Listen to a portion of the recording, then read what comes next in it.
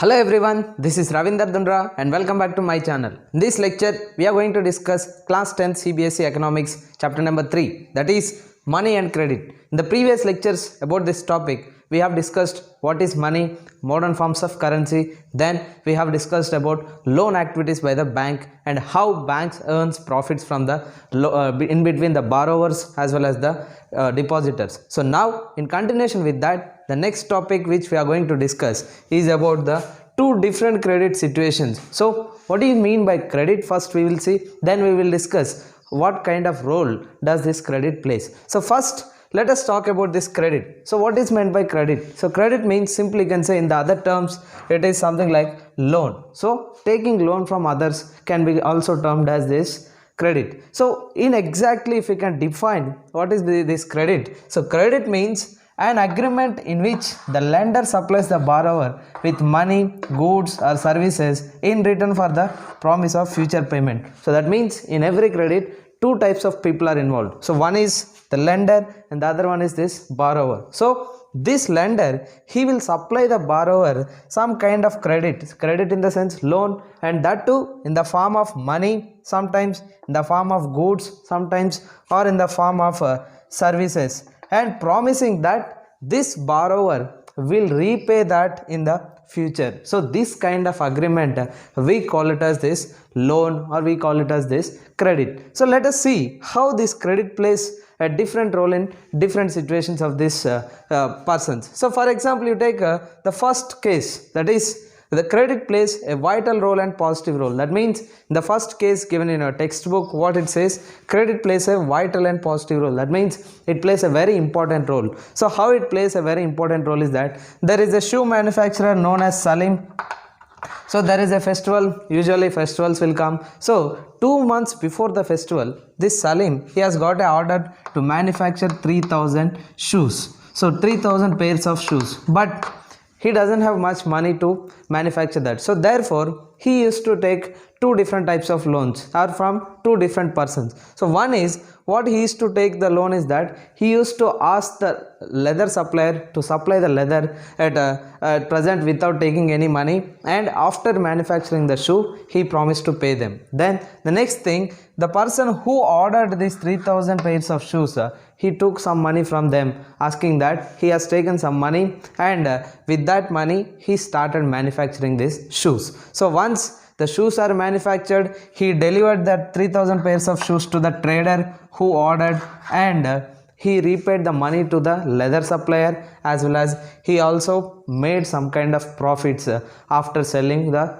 manufactured shoes. So here in this situation, since Salim has taken credit, it played a very important role, or you can say it has given some kind of profits to him. So whenever if it plays a very important role or if it creates a profits, then we can say that the credit plays a vital and positive role. But sometimes the situation might be different. So let us take, sometimes the credit pushes into a situation in which the recovery is very painful. So let us take another example. There is a farmer who is known as this Swapna, and she has 3 acres of land. So in this 3 acres of land, she started growing this groundnut, but the investment required for this growth of groundnut she doesn't have. So therefore she has taken money from a local money lender to grow this groundnut. But due to this pest attack, what happened, the income expected from this groundnut, she could not get that income. So therefore what happened, she could not repay this money. Why? Because whatever she expected, it did not happen. Then freshly for the next year, she started growing another crop, but this time again she needs some kind of money to grow this crop. So there again she started taking loan, a fresh loan from the local money lender. So here again already she could not repay the previous money which she has taken, and now she has taken the loan freshly, but this time also she could not make the complete payment to that money lender. And the reasons you all know, usually money lenders, they charge a huge rate of interest. So because of this, what happened, she has to sell some part of the land to the money lender in order to recover that loan or in order to repay that loan. So here in the case of Swapna, what is happening, the credit pushes the situation into in which the recovery is painful, or we can also say the situation into a debt trap. Debt trap means unable to repay the loans which she or he taken. So here Swapna has taken loans but she could not repay the loans. So that is why here the situation can also be termed as this debt trap. So usually not only Swapna, in rural areas most commonly people take the credit or people take the loans because of this farming. So usually from the time of sowing the seeds till the harvesting, there will be some time gap, maybe 3 to 4 months. So in this, they know that most of the farmers, since they are very small as well as medium farmers, they don't get loans from the banks. So they had to take money from the money lenders, and at the same time they had to repay at the time of harvesting with a high interest rate. So why do they take loans? Basically to buy the seeds, fertilizers or any other kind of inputs. So in the same way, Swapna also has taken loan to cultivate her 3 acres of land, but it has become something known as debt trap due to this crop failure. So because of this, what happened, the credit in this situation is making her into fall in this debt trap, unable to repay the loans. But if you take this situation here, the credit plays a very important and positive role, where it has created good profits for Salim, but in the case of Swapna, it has pushed her into the debt trap. So next we will see the terms of credit. Let us discuss about this terms of credit. So what do you mean by this terms of credit? So terms of credit means basically terms and conditions between the borrower as well as the lender before any kind of loan is taking place. So here we will see what kind of agreements are the terms and conditions that takes place between the lender and the borrower. So usually between any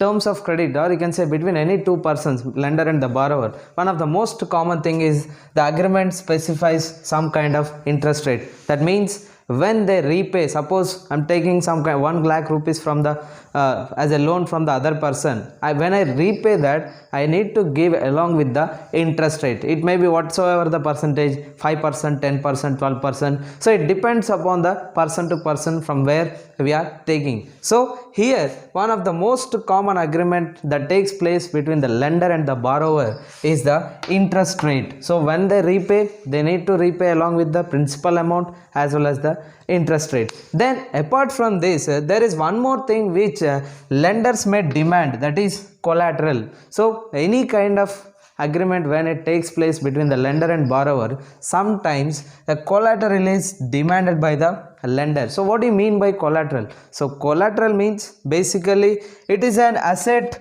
owned by the borrower. It can be any kind of asset, maybe a building, a land, a livestock, or it can be vehicle. So whatever it may be. So collateral is an asset owned by the borrower and uses this as a guarantee to a lender until the loan is repaid. For example, two people are there, the lender as well as the borrower. So since the lender is giving money to the borrower, or it can be anything, he expects some kind of collateral from the borrower. So this collateral can be of any kind of land, assets. It can be an asset like land, vehicle, building. So suppose this borrower is having some kind of land, so he gives that kind of land documents to the lender, saying that it acts as a security or as a guarantee. Suppose in case the borrower is unable to repay the money taken from the lender, then the lender has the right to sell this land or right to keep this land in the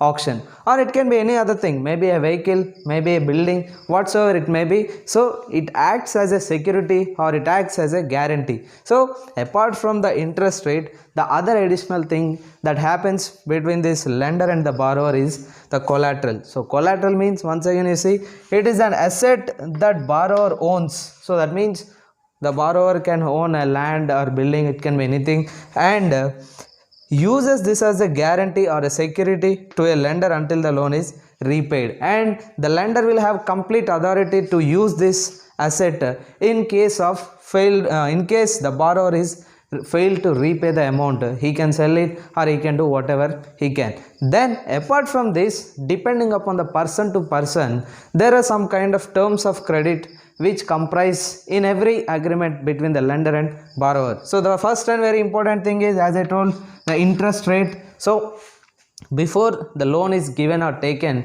they will talk about the interest rate, or there will be an agreement on the interest rate. Then at the same time, the second thing, there will be collateral, so asset, which asset is keeping as a security.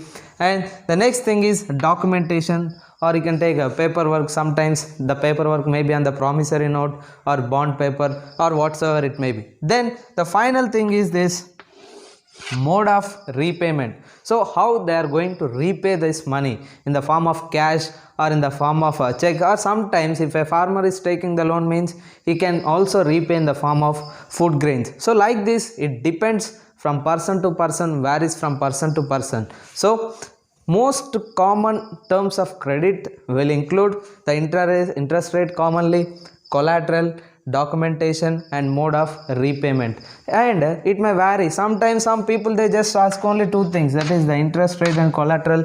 And sometimes the people only ask the interest rate as well as documentation and no need of collateral. So like this, it varies from place to place. So with this, we have completed about this terms of credit. So in the next lectures, we will discuss about this formal and informal sources of credit.